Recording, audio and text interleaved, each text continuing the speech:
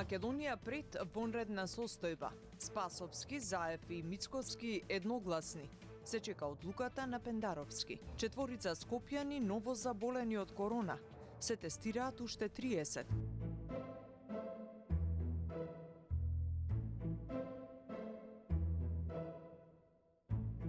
Секако, уште еднаш ја поздравувам одлуката на владата да побара воведување вонредна состојба.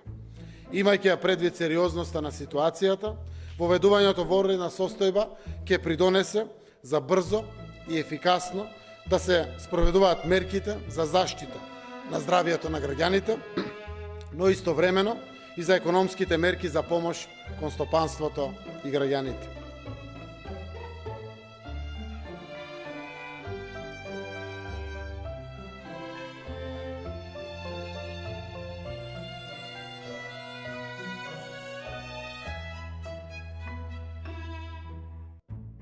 Јас не сум приврзаник на вонредна состојба, иако давам многу поелегантни, поефикасни начини на одлучување.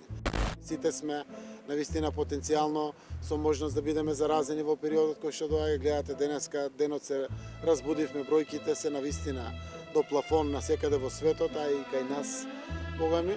Во такви едни околности верувам дека не треба да размислуваме за вонредна состојба, и вонредната состојба уставотворецот ја опишал ако е веќе не дај Боже ситуација, ако се мора тоа да се направи.